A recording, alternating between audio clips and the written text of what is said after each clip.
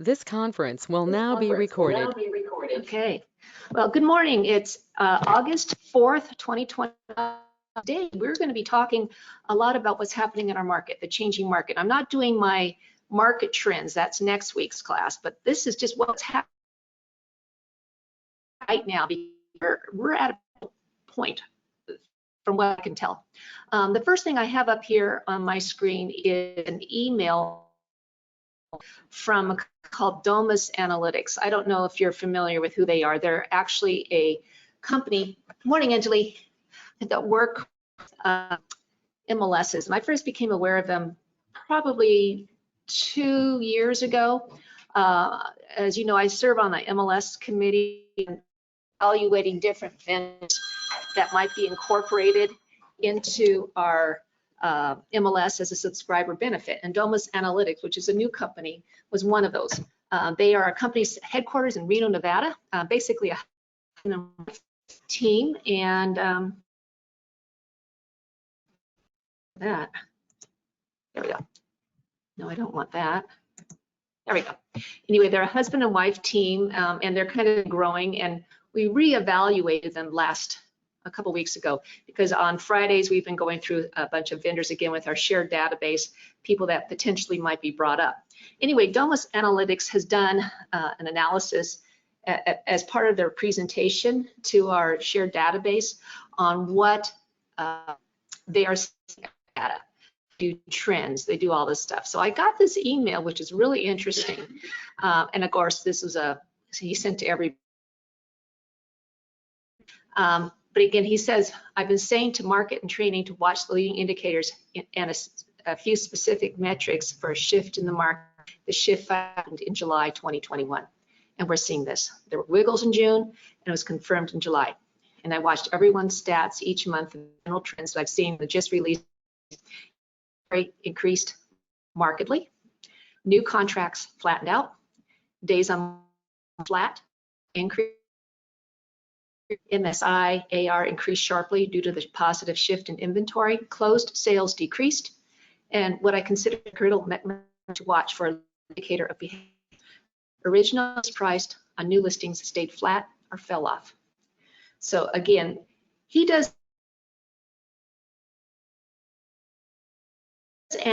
analysis for different MLSs around the country, but a market change that he is seeing. And again, he is a data person. To pull up and to support that, what I did here, I'm looking at my normal indicator that which is Bend single family homes on less than an acre, all price points. And now I did a line here, a smooth line. This is showing just each month what the figures are. And so a normal month is like, in this month moves out for 12 months combined. In this case, what we're looking at is a monthly report. So this is July of 2021. This is June of 2021. This was May of 2021. So I'm going back 3 years just so I can see way back to 2018, what was going on here, what was going on in 2019. And then of course, what happened here when COVID hit, and how everything just kind of took off. So this is the average sales price, but you can see between June of 2021 and July of 2020, there's been a dip. The median sales price, which is a better indicator of price, is still going up, but there was a dip there. Original list price, big drop between June and July. Median going down a little bit. New listings actually going down. This is our local market in Bend. Homes for sale, big drop down here. Pending sales still driving up, but solds are flattening down. It's really interesting to note. And when we start seeing days on market starting to shift, you can see there was a slight uptick of days on market between June of 7 days on market to July 9 days on market. That's on average, with the median slight uptick there. Months of supply, we're still in doldrums with months of supply. Price per square foot leveling off a little bit. This I thought is interesting. The volume. and that's taking a little time to produce, drop down. Just like you're seeing probably in the market right now, you're seeing values, people starting to get a little more realistic on pricing. I would say that since going out of COVID or coming into COVID and this huge rush in real estate, we've seen such an increase in people looking for homes. It's driven this up. I mean, you know, you list a property, you get 6, 7 offers on it. Bidding wars driving the price up. We're now starting to see some, and we're starting to see sellers still being aggressive in their pricing, but homes that are overly priced are not selling. I mean, and I really wanted to hear from you guys what you're seeing and what you're hearing out there as well. Are you finding that homes that are aggressively priced not selling, or are starting to see some adjustments?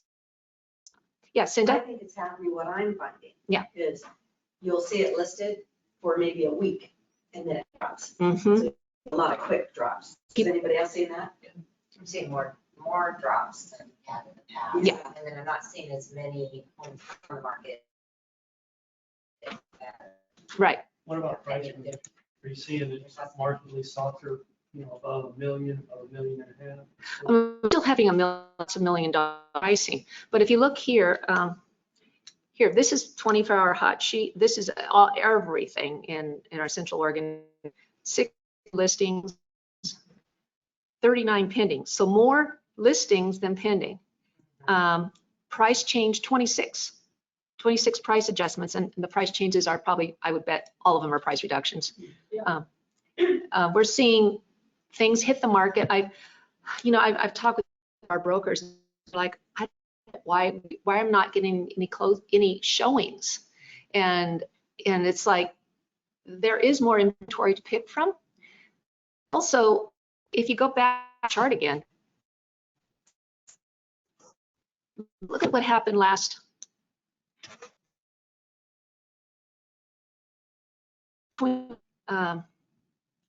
July and August last year. Between July and August, we had such an uptick.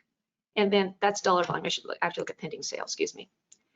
July and August, we did have a reduction in pending sales between July and August. That's kind of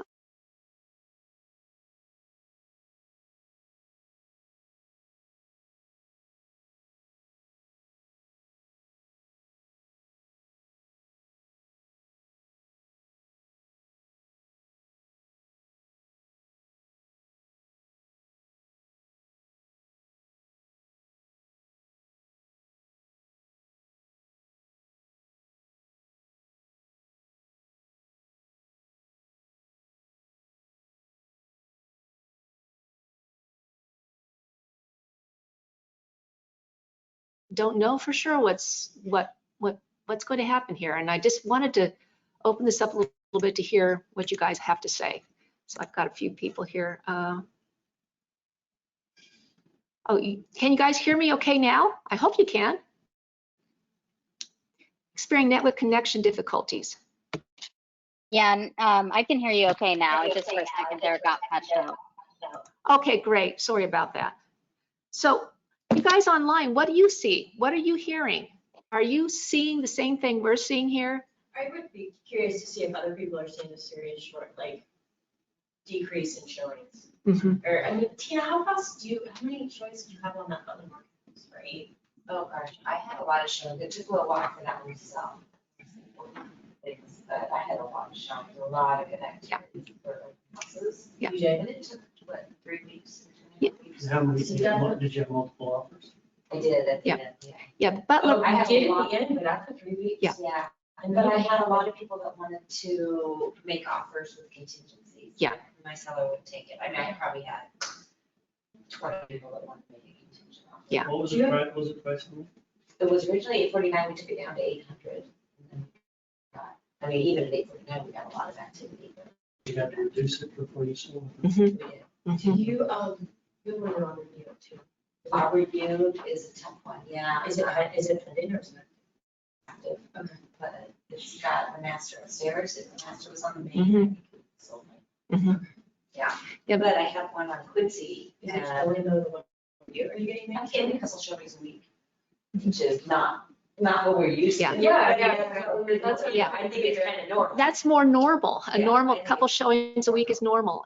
But Tina, you're listing on Quincy when I didn't know what was gonna happen Yeah. on that one. I mean, it's, these folks have lived in it for 46 years, and it has some wallpaper, it's not a traditional, I mean, a traditional plan, it's not a great group plan, but I got a lot showing them right off the right way. Yeah. Over asking. Yeah, and the thing about Quincy, West Hills, it's the area that a lot of people want to be at.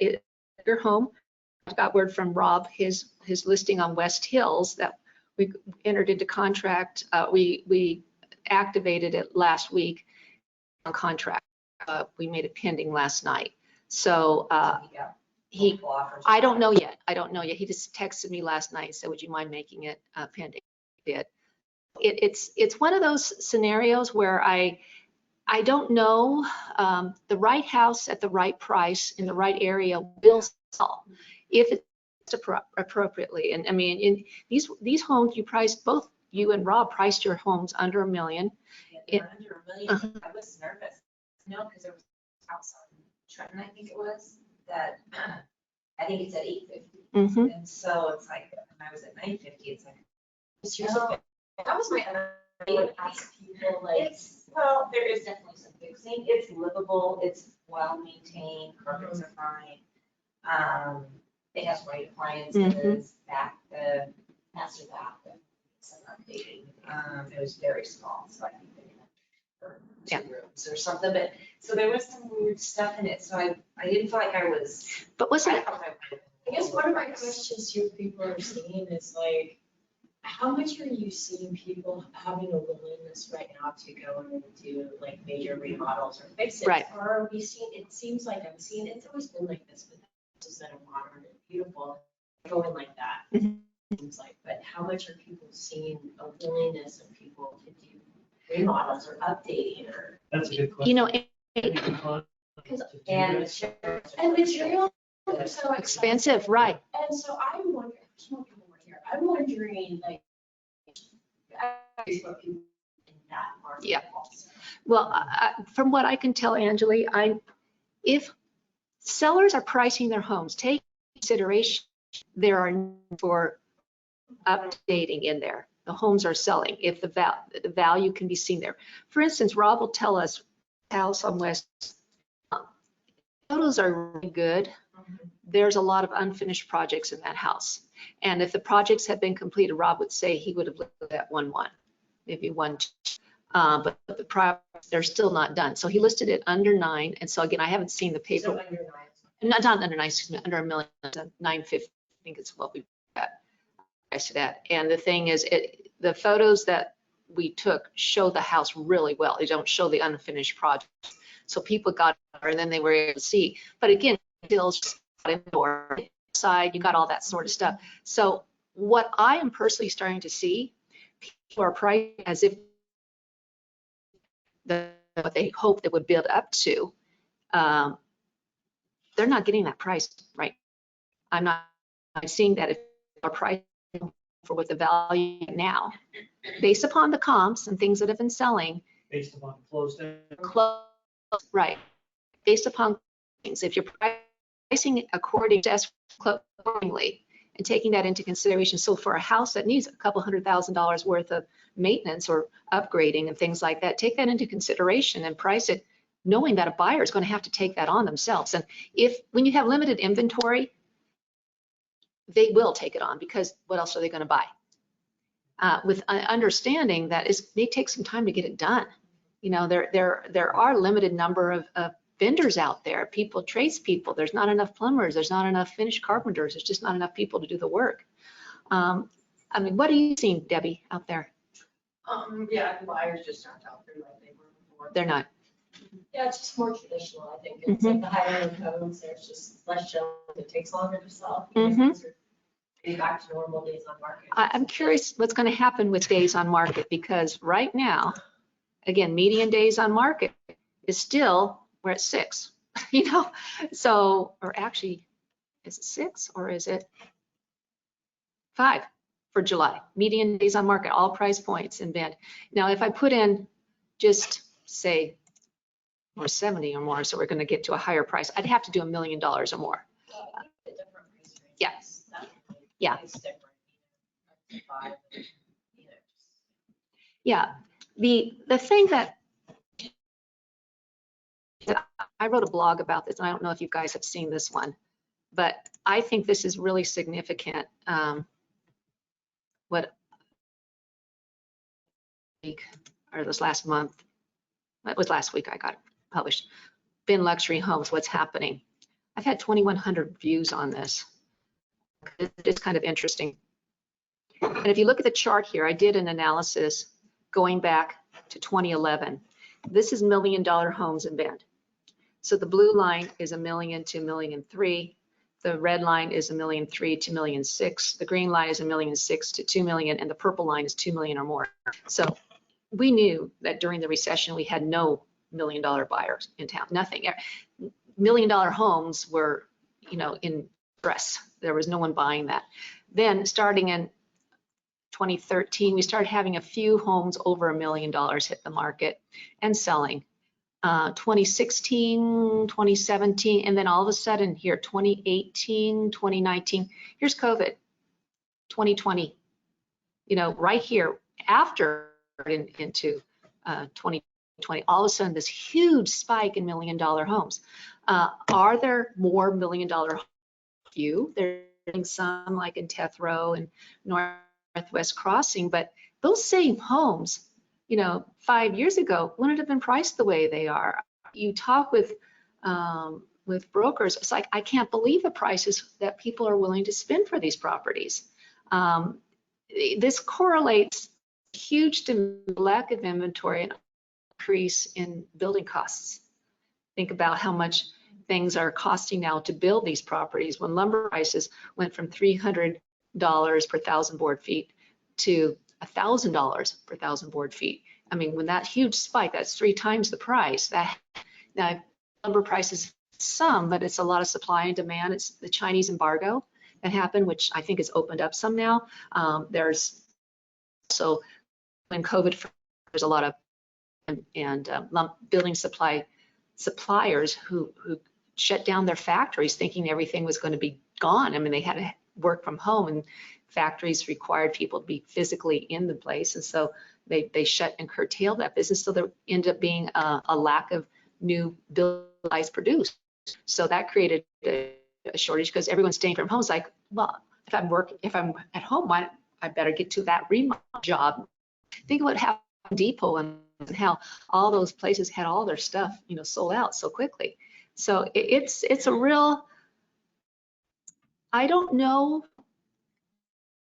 if this trend, obviously it's going to level off. That $1 million thing is going to level off because we're getting that and the way we had it. But will it still continue on at the 5% increase per year, 3% increase values, or is it going to take a little bit of a dip first? I think a lot's going to be what are people willing to spend. We have a lot of homes that are in the market and start adjusting the prices accordingly. I mean, what are you guys all seeing?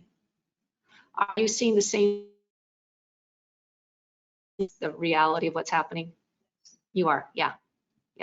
So I know within our market, within our own company, we have a number of high-end homes that were listed probably back in May, June, that are closed in July. And they hit the market right. Homes that were listed a little bit later, you know, especially if it's seller pricing, say you have a home that needs some remodeling. I mean, it doesn't have that initial curb appeal, but it's got a dynamite lot. Well, what's the value of the lot? And what's the value of the structure? And then take into consideration that any buyer is going to have to spend that kind of money on remodeling and fixing the place up.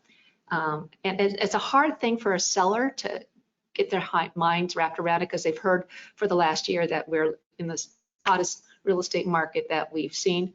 But I think we're kind of at a point where things are starting to adjust and to shift now. So, I mean, Anyone else want to chime in what they're seeing out there in the market? Because I really like to hear from you guys. Tell me what you're hearing. Please feel free to unmute your mic and go ahead and chat here. Could do really well. And I'll try to repeat what people are saying here in the office, or excuse me, in our meeting room here. So anybody online have something they want to contribute and tell me what you're seeing, because this is what we're seeing here. The trends are pretty obvious. Here's the InfoSparks, what's happening here.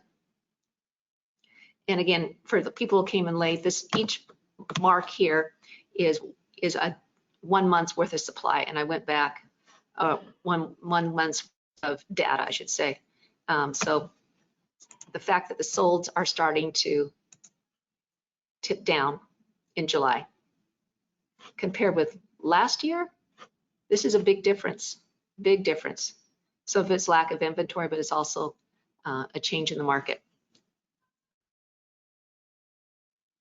Will you send those reports out to us? I'm happy to, yeah, I'm happy to.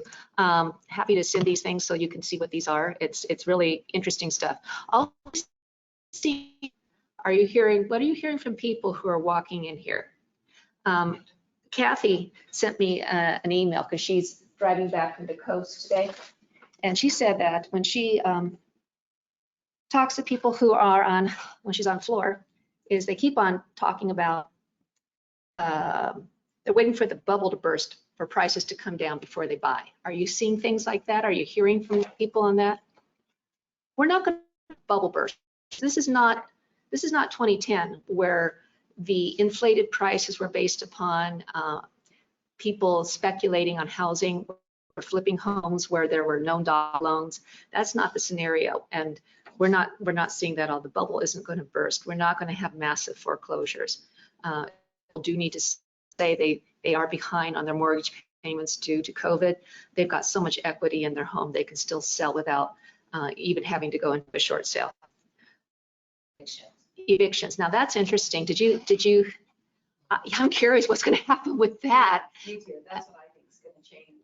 I think you're going to see the lower end, 400,000 to 500,000. You're going to see more in the market. You guys think? Maybe. That eviction thing's gonna get extended.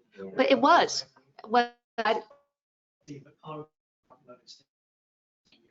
And they may. The eviction moratorium may be extended by Congress. The Supreme Court, the CDC staff, you can't evict people. But I think, I agree with you, Wally. I think they're going to extend, it takes the law to do that. How much money that was been donated, I should say donated, that under the COVID relief bills that were passed, that's supposed to go, and it's complicated for people, both tenants and landlords, to know how to access that those funds. So, but I agree with you. I think that's probably going to extend it. Kathy also noticed people are commenting about how bad we all know that year, and we all know that during the summertime we traditionally get 20,000 more people in town who are tourists. I don't see that we're going to have any change to that in the near future. What else are you seeing and hearing, Cinda? I feel when I'm on floor, people, they're coming here for this time, wanting to live here, and just kind of investigation. Okay. Period. Love that. So And you're just lucky if you get them at that. Cinda, you're still seeing people who walk in here at the office who are still investigating, second or third time coming back to Bend, Yes. still looking and trying. This is where they live, but are they turned off by prices? You know, yeah, they are surprised that Turned off by prices. they're just like every other. Hmm. You know,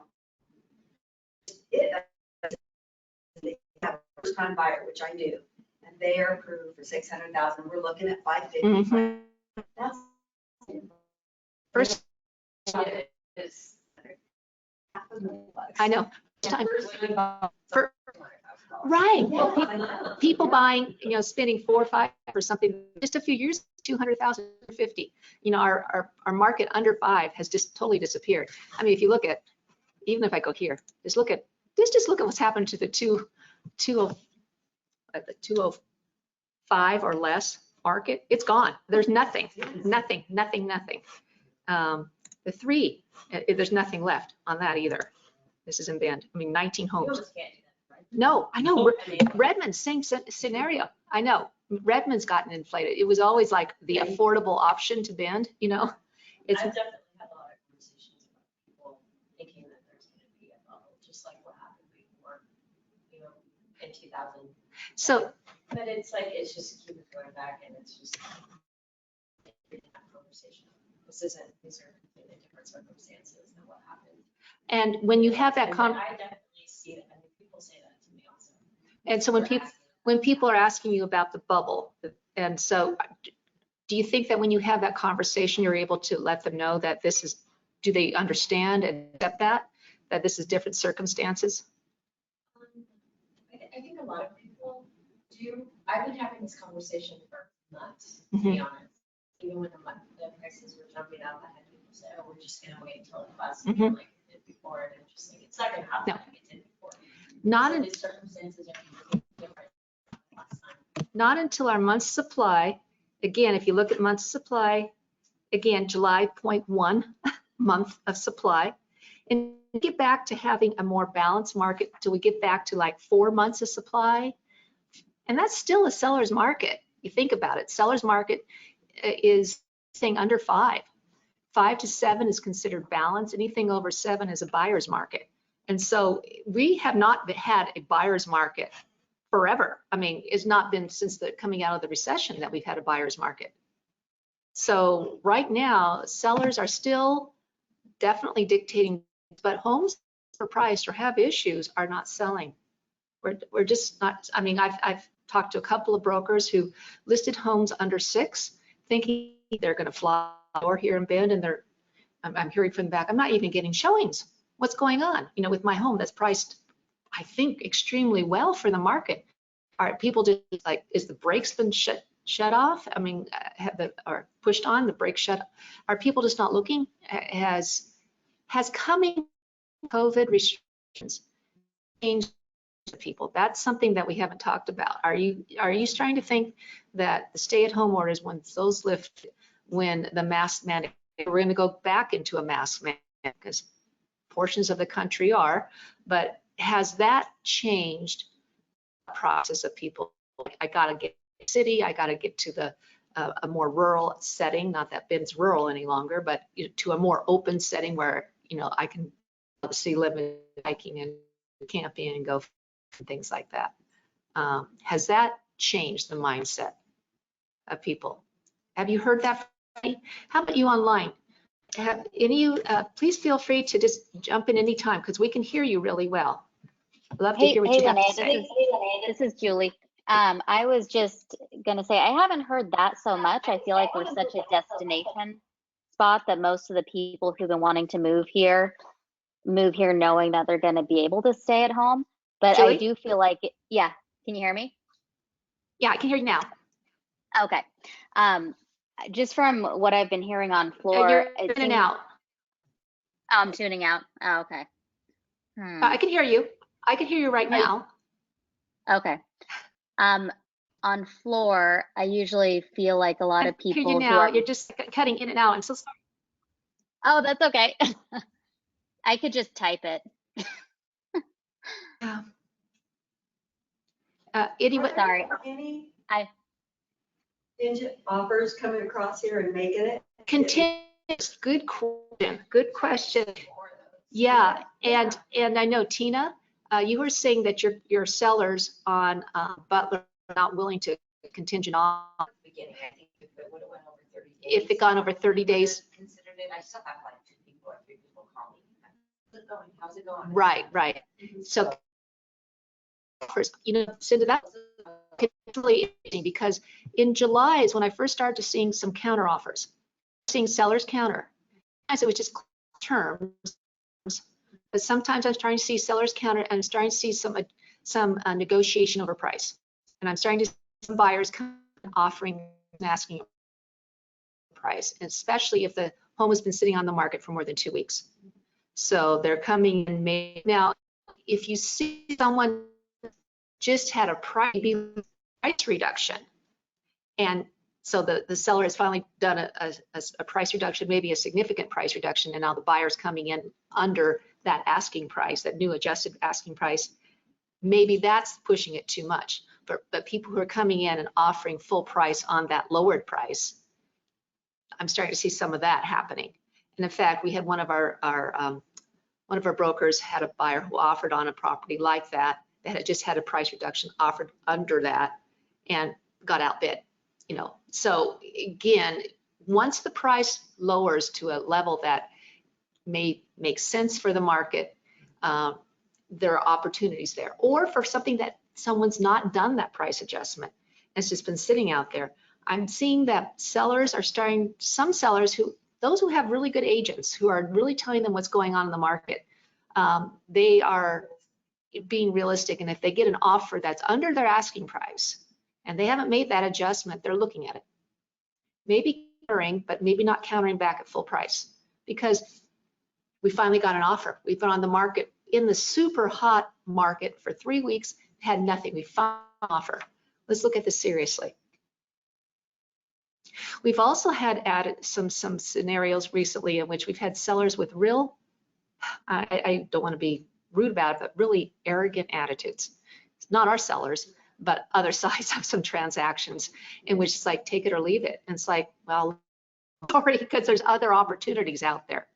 So I think people are going to have to come to a realization about what the market change that's happening. I will be doing a blog about the market, the July market, next week. I usually try to do it after about 8-9 days into the new month, because it takes a while for all the data to come in from all the other offices. Sometimes they're a little bit slow at getting their closings and their pendings plugged into MLS. But I find this stuff so interesting, and it helps us all be really prepared to talk with both our buyers and our sellers. Say you have a buyer right now who's looking at the market, is looking at what's going on. You can go to them and say, well, maybe a month ago, 6 weeks ago, we needed to offer at least full price, if not more. Now, we're starting to see some adjustments. So maybe we come in a little bit under, especially on the market for 2 weeks. And I find out from the listing agent, there's no activity. I mean, the right house at the right price will sell, but there's more option for them. If you look at I got a showing in a home in Northeast and it needed some work.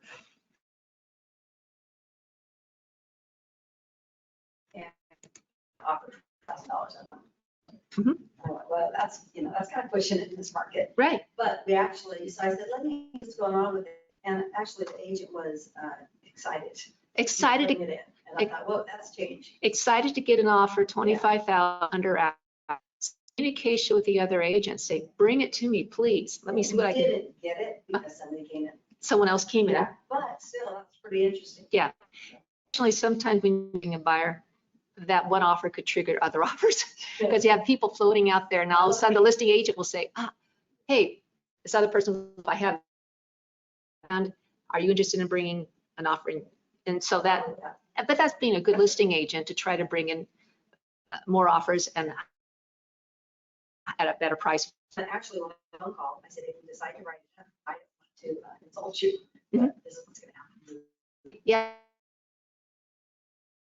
I still want to seller. I still want to offer seller certain terms. Maybe can you still provide them with, back after occupancy closing for a couple of weeks, give them the opportunity to get out, still making the closing date the one that works for them, those sort of things. Those are all things that are still helpful in any sort of offer. Yeah. Anybody else here with things? Anybody online? Julie, you have anything you want to try again? Anybody else? What are you seeing? Yeah, Julie. A lot of people feel uncomfortable. Yeah, go ahead. A lot of people feel like a lot of people feel comfortable with the prices increasing so drastically. They don't want to feel like they're overpaying, and they are frustrated. They didn't buy it. So watching the markets, wanting more. For example, your blog to them. That's great, Julie. Yeah. Again, we come across as experts when we tell them what the reality is. And so, yes, don't you wish you had bought a couple of years ago? Absolutely. Who would have thought we would have COVID, a worldwide pandemic, would have resulted in this? of lack of inventory, such demand for our housing. And as we talked before, and other things, builders are keeping rising population. So it's across the country. There's just not enough inventory. That all came from the downturn, too. That came from the, You would have thought the pandemic would have brought us back down, yeah, you know? yeah, yeah. To buyer's market. Yeah, in the case of the pandemic, one thing that's positive is that realtors and the building industry were considered essential workers, at least here in Oregon. In other states, I know in some other states, builders were shut down from working, you know, when the pandemic first hit. Washington? Yeah, in Washington, it wasn't until they reestablished. So again, that created more loss of inventory when builders can't build, you know, or realtors can't sell. I mean, you can still do stuff online, but yeah, we were fortunate in Oregon. They considered us essential workers, so they still were able to keep building. But again, with no inventory, or with, excuse me, with little supply, building supply, raising the prices, the demand, not enough lots to build on. I mean, there's just all kinds of stuff that have impacted people. So yes, Julie, I definitely wish, you know, don't we all wish 2020 hindsight we had bought, you know, or had clients buy a couple of years ago. They would have recognized instant equity. The thing that's fascinating here is the experts are still saying across, they expect prices this year to go up 9% over the same time a year ago. And then next year, about 5% up. After that, maybe back to the normal 3%. And as long as interest rates are still low like this, the buying power of people is still good if they can find a home. And if they have a job that supports paying $650,000 for a first-time buyer. Yeah, Angelique? I have a question that's a little bit off subject. Mhm. But I guess my only comment to that is like when I'm talking to clients, it's just that I think when price jumps, it makes it seem like real estate's a better short-term investment. And in reality, real estate is a long-term investment. Right. So it's always, I think, having that conversation. You know, this is a long-term investment. Right. And if you're looking to buy something and flip it in 2 years or sell in 2 years, then yeah, you need to consider, you know, Yeah. what, you know, price. My dad was, he always said this, he started out as a teacher and he had teachers come back to him 20 years ago, oh, I wish you would have bought this, you know, 20 years ago when you did. And he said, well, you can still buy it now and in 20 years from now, Yeah, what probably happened you did. So it's, you know, it's relative and I think it's about the length of what people are looking at. But question, are homes being put back on the floor a lot more? I mean, are people seeing if you stayed? Oh my gosh, yesterday. Do you, was there a bunch yesterday? I was out of town and I didn't come back. Yes. Yesterday, and most of them were on in person. And were people coming to them? I don't know, I didn't, no, I just was in the meeting. I'm just Good. very interested.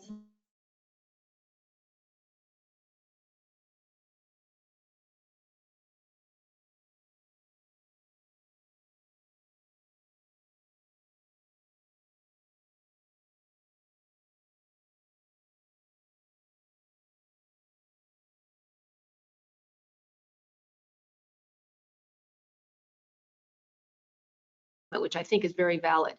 You think about it, people buy real estate typically for a long-term investment.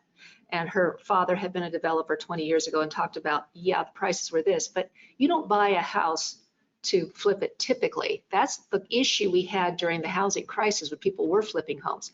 Typically, you buy a house and hold it. Use it as a rental or use it as your home. And you think about it from the perspective of buying a house now at our higher prices, how long are you going to live in that home?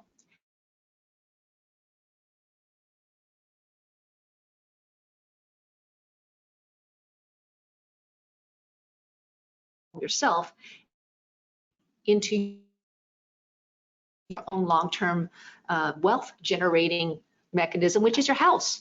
And so the more, every time you make a mortgage payment, you're increasing the equity in that property.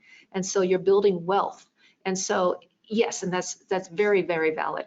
Also, the question that Anne asked to her, Dana, I believe, I know you had a home on the market yesterday. I think you told me restart normal tours and normal real estate. Oh, and here's a comment here about uncomfortable with prices increasing so drastically. They don't want to feel like they're overpaying. People and they are fresh. They didn't buy a couple years ago when they were watching the market, so they're forwarding their information. I'm seeing inventory are pausing and see if they have more buyer rights, even negotiations maybe in a month or so. Danielle, that is spot on. I absolutely are. This is more than my bias as well, with what seems like a lot more price reductions along. Absolutely right. We're seeing inventories on the market. Sellers who are getting more savvy because their listing agents are letting them know the market's shifting. And, you know, it's different than it was just 2 months ago. And so if we're going to sell our home, we got to start thinking about a price adjustment and a price, you know, some changes that might work that a little bit better. And so Danielle says, I've held 3 open houses on my listing. The first 2 weeks, only 3 parties came. This week, though, it was crowded with the whole time. Are buyers coming back? Good question.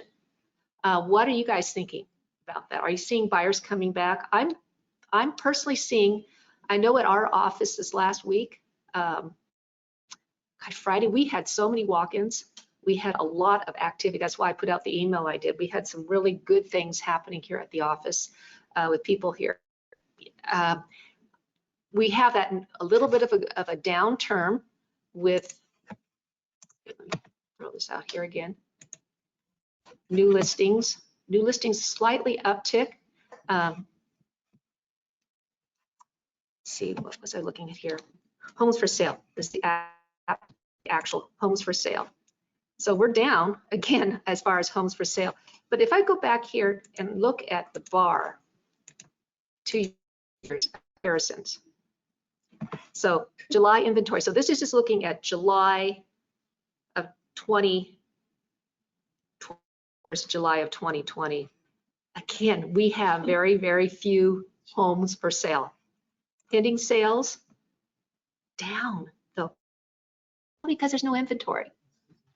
Yeah, no inventory, but starting to see an uptick. And, oh, excuse me, I need to look at all price ranges. That's the reason why. Homes for sale, 241. Pending sales up, and sold was an interesting one. I was looking at this. So we're down on solds compared with a year ago. Probably again because there's little inventory. What we're seeing, what we're closing on, what we closed on in July were homes that were entered into contract in June and May. And now I'm starting to look at seeing happening in our own, and what I'm hearing from you and what I'm hearing across things. Again, with more inventory hitting the market, more opportunities for buyers that are here. And I don't know if coming out of COVID, if we're starting to see a change as far as thought process of whether or not people want to keep on moving to Bend and paying higher prices. Anything else from people online? Let me look up the chat again. Danielle, historically, we're seeing usually a little bit of dip between July and August. Moving into September, October is when people who are traditionally, these are the second home buyers, the retirees, that's when they really start coming back into the market. So people who need to, for school start, are probably already in contract or closing their home and moving in and getting their kids settled before school starts. But other people coming in traditionally have a good market all the way through October as far as buyers. When is the market? When do you see a drop off, a seasonal one? Do you see it like seasonal drop-offs typically? Halloween? Seasonal drop-offs typically are in November, December. January, we start maybe seeing some new listings hit the market, but it really, the big uptick happens usually in March, and we start. So our strengths are typically March through September, October, and with the downturn, and it's not just sales. It's traditionally a great time to work on your business, connecting with your client, getting ready for February, focusing on family because it's and taking vacations. That's a good time to go. Anything else from anybody? I'm curious to see what's going to happen this month. I was following it carefully. I will post my blog about all the different data that we're analyzing. If MLS does decide to hire Domo, they have some really awesome ways of looking at the market. It's different than InfoSparks, totally different. You pull up little one-page reports. You can do a printout, hand it out. I think it's a great tool that you can hand it. Domo Analytics.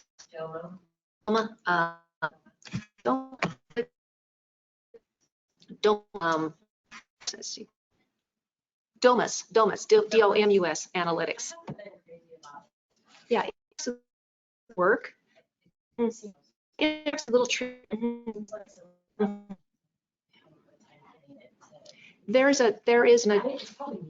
well, no, it's a little bit trickier. There is a additional tool that might be incorporated to InfoSparks, which would be helpful if they pull in data on showings. So they can have a link with Supra, and they can pull in the information on how many showings happen. You can superimpose showings with this, what's going on with the market too.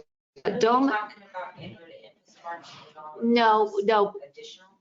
Well, yeah, what we're looking at, this is with the shared database. We're going through a lot of different vendors now, including vendors for showings to, for instance, like online calendars, setting up showings that way virtually instead of having to call the list. Showing Time is one of the people that we are evaluating. I use that in Southern California. Do you like Showing Time? You like Showing Time? That's well, in a market like this where you're a listing agent, you don't want to take phone calls. You just put it on there. These are the available times. You got a half-hour slot. Take it, right. It's like, man, that makes my life. It makes it much easier. Showing Time, and there's a couple other online calendars. A couple of them, believe it or not, that we're looking at are local. Really? Yeah, 2 local vendors who produce some really awesome showing calendars, which would be helpful. There's that, and then there's also, there's other showing vendors, and then the data stuff. There's increased stuff with InfoSparks. There's Domus Analytics. There's some other vendors we're looking at as well, and it's going to be a consensus of the group as to what they want. And then once the committee says these are the vendors we want to bring on, please, then it has to go to the board for approval. Another interesting thing that you guys might want to be aware of. Yesterday, I found out, it's so funny, I am on the Oregon Realtors Executive Committee this year. I found out by default because I had no idea I was even doing on that. It's because I'm chairing a key committee this year, which is Business Issues Committee, and I've reported on that a number of times. Yesterday was a long meeting on budget for realtors. But one of the data they showed, which is interesting, is that what's happening with agency renewal. We talked about there are agents who hit the market who are involved in real estate, and they're saying that real estate agency is saying that a 2 to 3% reduction on agent renewals. So people who are not renewing their license. So there are 18,000 realtors across the state. So there are more people who have licenses who are not realtors. For instance, a lot of property managers are realtors. Commercial realtors are not, commercial brokers are not realtors. There's certain parts of the state where you don't have to be a realtor in order to have access. 18,000 realtors across the state. But again, the real estate agency is predicting a 2 to 3% reduction in Realtors Association is predicting a 7% reduction in dues paying people. They're being very conservative. I think that was because of the surge of everybody getting their license about 4 or 5 years ago. Yes, and Debbie, good question, good statement on that. I'm trying to be very conservative with just to overinflate the money they're allocating to different departments, different programs, different things that the realtors are offering to subscribers. In the major things happening with the realtors coming forward. Next, there's a lot of allocation towards They're also back at the conferences. And so this fall, the fall conference is going to be River, which I think is phenomenal because it's right here. So you don't have to actually stay in a hotel or anything like that. You can just do day trips. I will be going to it. It's a great time, opportunity to network across the country. It's going to be in person, but it's also going to be hybrid. So you can do it on if you want to. They have some great speakers who are coming, and there's going to be continuing education about, I think, about 9 CEs available by conference, which is wonderful. By way CE credit, I'm going to have Jack Zika come this month. I've got to confirm the actual office meeting. He's CE credit update on what's happening with the new laws that have been passed. So that affect real estate, and so we know how new laws down what we can best counsel our clients as we move forward on that. For instance, I know one of the laws that passed is dealing with ADUs on rural property. That passed the state legislature. It's now up to the individual counties to say whether or not they wish to implement that. So for us selling a lot of real properties, it's now going to be legal to have an ADU. But there's so like not EFU. Yeah, there's rules and regulations to that. It has Right. to be over 2 acres. Yeah, there are rules and EFU. I think a lot of the rules are going to be based upon what the Deschutes County commissioners, if they adopt it, and there's no guarantee they will. I would think they would. It's a good thing to have additional living spaces, property. I was talking with Deschutes County at the building department. They thought it was pretty positive it was going to go. Pretty positive it would go. That's great. I don't know. I think it's supposed to be less than 1,000 square feet, about 9 feet. Less than 9. 900. Less than 900. So many 100 feet from 100 feet from the existing structure, right? But for people who already, There's septic requirements. yeah, septic and well requirements and things like that, so how they can provide for all that. But that's, again, another option for people, and that's an important new law coming. Also talked with First American here before you guys showed up.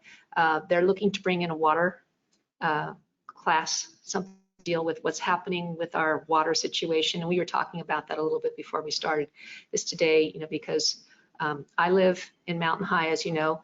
Our Arnold Irrigation is now, we are told we have no water left from our irrigation, though actually we have been told to curtail. We are already on just twice a week watering schedule, and effective starting this month here, we're supposed to half it. So it's supposed to be half the amount of water coming through. They've shut off early irrigation to the common areas to allow the homeowners to keep enough water on their own property. Though we always have the option to hose in and run a sprinkler back and forth to our domestic water. So we're just talking irrigation water, but you're going to see that areas like Mountain High, Nottingham Square, to Village, wide swaths of grass, that's all going to be turning brown this month, and I don't know, there's swathes of land in Mountain High that are pretty well dead because of the curtailment to the common area. So they're going to rethink how that is going to be mixed up. And the latest, if you're representing a buyer or a seller in either one of any of these properties here that have Arnold Irrigation, just be aware of what's going on. And your client needs to obviously. It's all the irrigation districts. It's all of them. Yeah, COID is doing it. COID. They're cutting us off. We have it. They're reducing it. I know Tomlin does it also, and then COID, who has not done it in the past, because Arnold did it last year. I think Tomlin did it last year. COID is not doing it this year. So COID is cutting back? Oh, wow. My husband, he said that was off. It was 75%. So 75%, 75% for COID. He may not. Oh, I usually get a Yeah. letter from someone. So for those people who have livestock and things like, so how are you handling? Are you filling your pond stuff? My goal, is not to let the ponds get too low, is to keep filling them Yeah. before they get too low. He's supposedly communicating my husband about that, but he said I think we were supposed to be down to 75%, maybe then down to 35%, but he hasn't drastically. But yeah, livestock though, I mean, it's we have well, so we just fill it from a well if we have to. Watering field is gonna be really. To say, so you can at least give water to your livestock from the well, but again, any sort of field watering, so fields are going to probably, we need rain. Well, it's, you know, he has 2 canals, one goes right in, one goes out to Versada. Which canal maybe.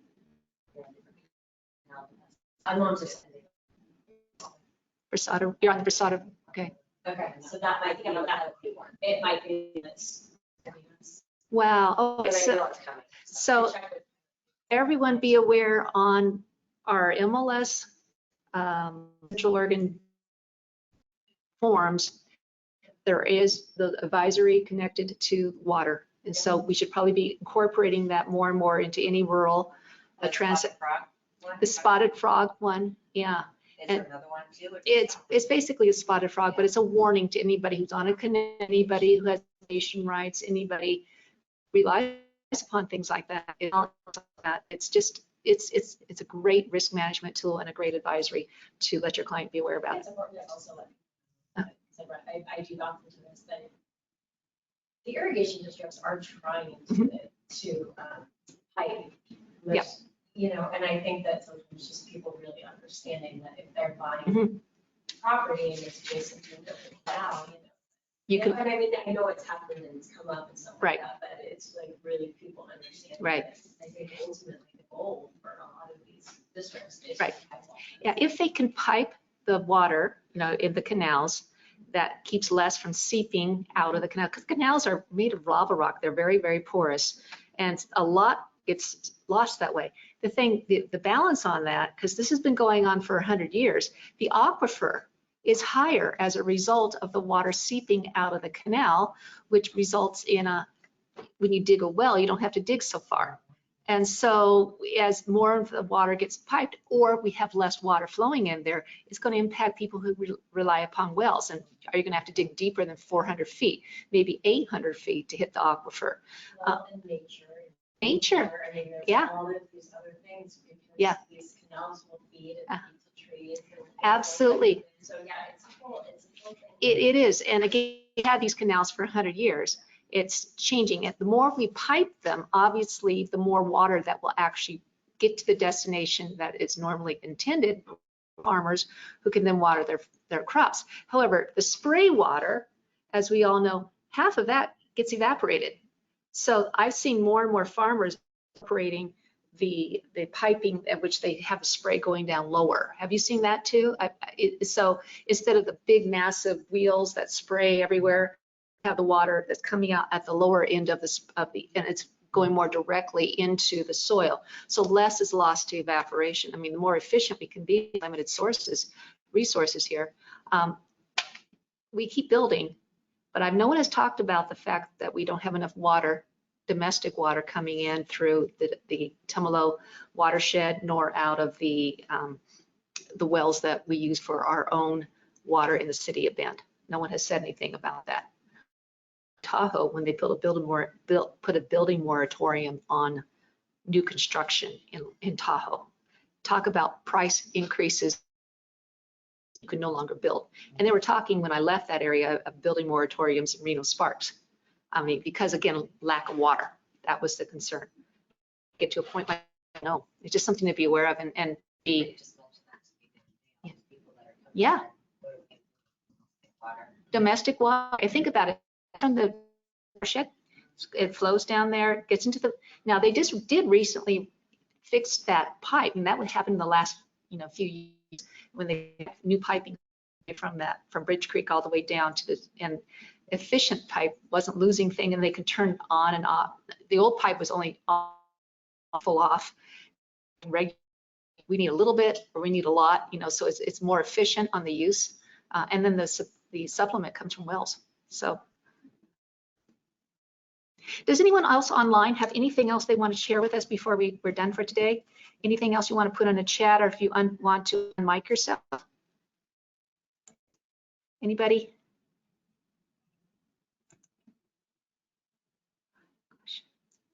Okay. Anything else, haves or wants here? You have a client need. We've been looking around, it's just they west side, 4-bedroom, probably has to be at least 3,000, probably 3,500 square feet. Modern, and 20 yard big enough to play catch. Oh, Up well, to 2 million. up to And- 2 million. Yeah, but they want more of a neighborhood. Okay. They love to see the west. Okay. But there's not, I mean, it's just. So for those who couldn't hear online, Danielle, Angelique for a client, up to $2 million, 4-bedroom, modern home, 3,000 square feet, with that they can throw a ball in, play catch. Got 4 bedrooms, The what? 1 acre. It's not very modern. Tip your mind. They're looking at a brand new home in Seattle. And- It's got a beautiful kitchen. Yeah. See, they're showing beautiful lots. It's like An updated house, okay, that's hard.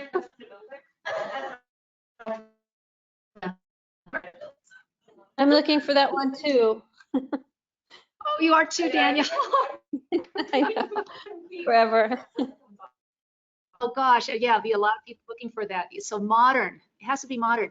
What about those Modern, there's beautiful nothing out there. woodsy lodge homes that I'm, Kate's listing, of course, it's 2.1 on Golden Lake. Yeah, beautiful, but it's a lodge. It's a 2007. Yeah, it's, I don't know what year it is, but that's what it reminds me of. yeah, it is. It's a different look. It definitely is not what people are looking for right now, but the quality of those homes is just stunning. Just wait long enough, they'll come back in style. Yeah. All right. And they're, God bless them, they have big boat programs and they have 4 kids. Oh, And little. So every bedroom has a bathroom. They have no. They have every bathroom. well, if, I will look at it again. well, thank you guys. Anything else? If not, have a great day, guys. Well, let's just hope we can all find the right houses for everybody right now. Thank you, guys. Okay. Thank you. Have a good day. Thank you, guys. Thanks, Danielle.